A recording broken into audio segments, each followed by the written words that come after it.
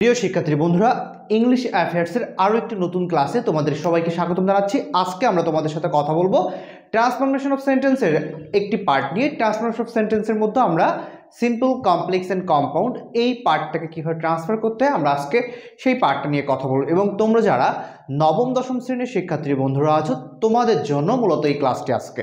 সুতরাং তোমরা অবশ্যই আমাদের ক্লাসটি করবে এবং অবশ্যই তোমাদের সিম্পল, কমপ্লেক্স অ্যান্ড কম্পাউন্ড নিয়ে যদি কোনো সমস্যা থেকে থাকে অবশ্যই আমাদের কমেন্টে জানাবে। ক্লাস করার মাধ্যমে তোমরা জানার এবং বোঝার চেষ্টা করবে সিম্পল, কমপ্লেক্স, কম্পাউন্ডের সকল সমস্যা তোমাদেরকে আমরা আজকের ক্লাসটির মাধ্যমে জানানোর চেষ্টা করব।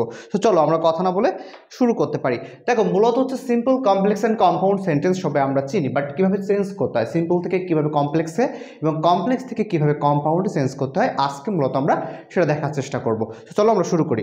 প্রথমত আমরা লিখি, একটি বাক্য লিখলাম, he is too weak to walk. He is too weak to walk. এখন দেখো, আমরা এই বাক্যটাকে হচ্ছে এখন আমরা কমপ্লেক্স করব। এই বাক্যটাকে আমরা কি করব? কমপ্লেক্স করব। এখন কমপ্লেক্স করার ক্ষেত্রে অবশ্যই মনে রাখবে, যদি তুমি কোনো বাক্যের মধ্যে দেখতে পাও টু এবং টু, এই বিশেষ করে এই পয়েন্টগুলো মনে রাখতে হবে। এই ওয়ার্ডগুলোকে তোমাকে, এই কিওয়ার্ডগুলোকে মনে রাখতে হবে। কী জন্য মনে রাখতে হবে? যাতে করে তুমি দেখেই বুঝতে পারো এই কিওয়ার্ডগুলো থাকলে আমাকে এই সেন্সগুলো করতে হয়। তুমি প্রথমত যে কাজ করবে, এই টু এর জন্য তুমি সো ইউজ করবে এবং এই টু এর জন্য তুমি দ্যাট ইউজ করবে। মনে রাখার স্বার্থে আমি বলছি, তোমাকে মনে রাখার স্বার্থে তুমি যদি মনে রাখতে পারো সেজন্য কিন্তু আমি বলছি। ওকে, আচ্ছা দেখো, তাহলে আমরা he is too weak to walk, আমি একটু লেখার চেষ্টা করি। হি ইজ সো উইক, এতটুকু তো লিখছো তাই না? এবার টু এর পরে আমরা দ্যাটটাও লিখলাম। এখন বাকি আছে কি? শুধু এই ওয়াকটা বাকি আছে। এখন কমপ্লেক্স সেন্টেন্সে আমরা কি জানি? কমপ্লেক্স সেন্টেন্স বলতে কি দুইটা, কি একটা ডিপেন্ডেন্ট ক্লজ, একটা হচ্ছে কি ইনডিপেন্ডেন্ট ক্লজ, তাই তো? আচ্ছা, তাহলে এখনই কি আরেকটা ক্লজ হবে? এখন আরেকটা বাক্য বা আরেকটা ক্লজ আমাকে লিখতে হবে। তাহলে সেক্ষেত্রে এই বাক্যে দেখো সাবজেক্ট কি আছে? এই বাক্যে সাবজেক্ট ছিল হি, আমরা আরেকটা সেই একই সাবজেক্টকে ইউজ করলাম, হি লিখলাম। He is so weak that he. এবার মনে রাখবে যে অবশ্যই আমাকে টু এবং টু যুক্ত সেন্টেন্সে ক্যান অথবা কুডের ইউজ করতে হবে। কিসের ইউজ করতে হবে? ক্যান অথবা কুড। এখন মনে রাখবা, যদি দেখো হি ইজ আছে, ইজ কোন টেন্সে ব্যবহার করা হয়? ইজ সাধারণত প্রেজেন্ট টেন্সে ব্যবহার করা হয়ে থাকে। তাহলে অ্যাম ইজার যদি কোনো সেন্টেন্সে তুমি দেখো টু এবং টু যুক্ত সেন্টেন্সে, তাহলে অবশ্যই তুমি ক্যান ইউজ করবে। যদি দেখো ওয়াজ ওয়্যার, তাহলে তুমি সেখানে অবশ্যই কুড ইউজ করবে। তাহলে দেখো, he is so weak that he can.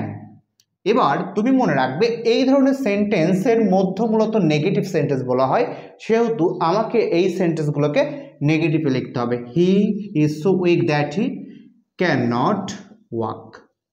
তাহলে মূলত হচ্ছে কথা হচ্ছে যে প্রথমত হচ্ছে টু এর জন্য সো, টু এর জন্য দ্যাট, এবং তারপর একটি সাবজেক্ট নিয়ে আসতে হবে, ক্যান কোডের ব্যবহার করতে হবে। ক্যান কোথায় ব্যবহার করব? যখন হচ্ছে অ্যাম ইজার থাকবে তখন আমরা ক্যান ইউজ করব, যখন হচ্ছে ওয়াজ ওয়্যার থাকবে তখন আমরা কুড ইউজ করব। এরপরে হচ্ছে আমরা এই সেন্টেন্সটাকে হচ্ছে কম্পাউন্ডে লিখব।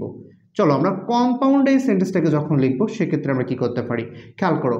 আমরা হি ইজ, টু এর পরিবর্তে আমরা লিখব very, he is very weak. Too এর জন্য আমরা লিখব and, he is very weak and he cannot walk. তাহলে দেখো, আশা করি তুমি বুঝতে পারছো। আচ্ছা খেয়াল করো, তাহলে হি ইজ ভেরি উইক, তাহলে প্রথম টু এর জন্য আমরা ভেরি ইউজ করলাম, টু এর পরিবর্তে আমরা অ্যান্ড ইউজ করলাম, এবং বাকি যা আছে সেগুলো আমরা লিখে ফেললাম। তাহলে আশা করি তোমরা প্রথম যে টাইপসটা অবশ্যই বুঝতে পারছো। এরপরে চলো আরও একটা টাইপস আমরা দেখবো।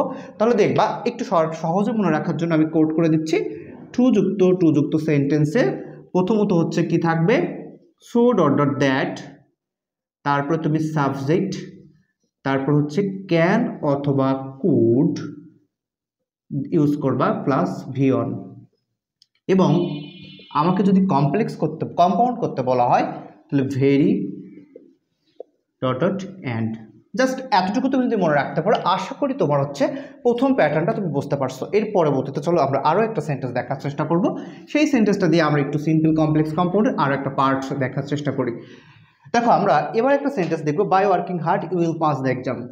By working hard, by working hard you will pass the exam. You will pass the exam. You will pass in the exam. By working hard you will pass in the exam. এই ধরনের সেন্টেন্সকে বলা হয় by plus জিরান্ড। আমরা জানি জিরান্ড শুরু হয় verb plus ING দিয়ে। তাহলে এই ধরনের বাক্যকে যদি আমাকে কমপ্লেক্স করতে হয় তাহলে সেক্ষেত্রে আমাকে প্রথমত যে কাজটি করতে হবে, প্রথমত আমাকে ভার্বটাকে খুঁজে বের করতে হবে। প্রথমত আমাকে কি করতে হবে? ভার্বটাকে খুঁজে বের করতে হবে। দেখো এখানে হচ্ছে ওয়ার্ডটা হচ্ছে ভার্ব, কিন্তু তুমি মনে রাখবে যদি কোনো সেন্টেন্স বাই প্লাস জিরান্ড, কি বললাম, বাই প্লাস ভার্বের সাথে আইএনজি, সহজে মনে রাখার জন্য কোনো সেন্টেন্সের শুরু যদি by plus verb plus ING দিয়ে শুরু হয় তাহলে সেক্ষেত্রে প্রথমত তুমি একটা ইফ নিয়ে আসবে। কি নিয়ে আসবে? ইফ। এরপরে কাজ হচ্ছে যে একটা সাবজেক্ট খুঁজে বের করা।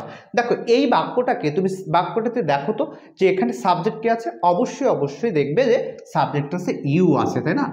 If you. এবার মনে রাখো যে হচ্ছে এই বাক্যে ভার্ব কে ছিল? বাই প্লাস ভার্বের সাথে আইএনজি। এখন আমি যদি এই ওয়ার্কিংটাকে যদি বেস ফর্মে নিয়ে আসি তাহলে কি হয়? ওয়ার্ক, তাই না? ওয়ার্কিং এর বেস ফর্ম কি? ওয়ার্ক। তাহলে if you work hard, if you work hard, এতটুকু লিখছো আশা করি, ইফ ইউ ওয়ার্ক হার্ড। এবার বাকি যে অংশটুকু আছে তুমি ততটুকু বসাই দিতে পারো।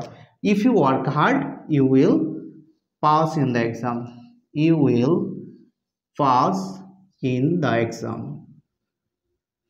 এবার আসো, এবার এই বাক্যটাতে তুমি বুঝতে পারছো তাহলে প্রথমে একটা ইফ নিয়ে আসছো, তারপর একটা সাবজেক্ট, তারপর হচ্ছে ওয়ার্কিং বাই জিরান অংশটাকে তুমি হচ্ছে মেইন ফর্মে নিয়ে আসবা, বাকি যা আসছে তুমি লিখে দিবা। ওকে, আচ্ছা এবার আসো কম্পাউন্ডে তুমি কি করবে খেয়াল করো। কম্পাউন্ড সেন্টেন্সে আমাদের মূলত হচ্ছে কি কাজ? কম্পাউন্ড সেন্টেন্সে আমরা দেখো এখানে খেয়াল করি, এখানে হচ্ছে মূলত ইমপারেটিভ সেন্টেন্স হবে। আচ্ছা বলো তো যে ইমপারেটিভ সেন্টেন্স শুরু হয় কি দিয়ে? ইমপারেটিভ সেন্টেন্স শুরু হয় মূলত ভার্ব দিয়ে অথবা লেট দিয়ে। কি বললাম? ভার্ব অথবা লেট দিয়ে মূলত হচ্ছে আমাদের ইমপারেটিভ সেন্টেন্স শুরু হয়। তাহলে এক্ষেত্রে যদি একটু খেয়াল করো এই বাক্যটিতে দেখো ভার্ব আছে না? দেখো কি আছে? ভার্ব তো অবশ্যই আছে, ওয়ার্ক।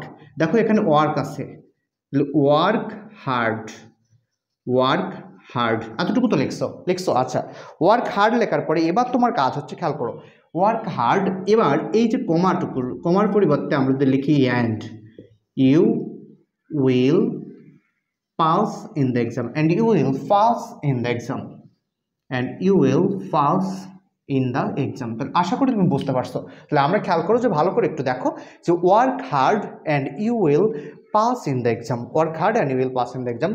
শুধুমাত্র মনে রাখবা যে হচ্ছে যদি কোনো সেন্টেন্স শুরু হয় by plus verb plus ING দিয়ে তাহলে তাকে যদি আমাকে কমপ্লেক্স করতে হয় তাহলে ইফ প্লাস ইফ যুক্ত সেন্টেন্স দিয়ে শুরু করতে হবে, ইফ দিয়ে শুরু করতে হবে, if plus subject plus V one দিয়ে হচ্ছে আমাকে সেন্টেন্সটা লিখতে হবে। এরপরে খেয়াল করো যে হচ্ছে কম্পাউন্ড সেন্টেন্সের ক্ষেত্রে কি করতে হবে? ইমপারেটিভ সেন্টেন্স দিয়ে শুরু করতে হবে, ইমপারেটিভ সেন্টেন্স দিয়ে শুরু করতে হবে প্লাস হচ্ছে বাকি অংশ। অথবা তুমি মনে রাখতে পারো যে হচ্ছে ভার্ব দিয়ে সেন্টেন্সটা শুরু হবে। কি দিয়ে শুরু হবে? ভার্ব দিয়ে সেন্টেন্সটা শুরু করবে। তাহলে আশা করি তুমি বুঝতে পারছো যে হচ্ছে বাই প্লাস ওয়ার্কিং এবং বাই প্লাস ভার্ব, বাইয়ের সাথে ভার্ব প্লাস আইএনজি থাকলে কীভাবে চেঞ্জ করতে হয়, তারপর অন্যান্য যে পার্টগুলো এতক্ষণ দেখলে আশা করি বুঝতে পারছো। এর পরবর্তী পার্টে আমরা সিম্পল কমপ্লেক্স কম্পাউন্ডের বাকি অংশগুলো জানানোর চেষ্টা করবো। সে পর্যন্ত সকলে সুস্থ থাকবে, ভালো থাকবে। Thank you very much for watching this lesson. Stay safe.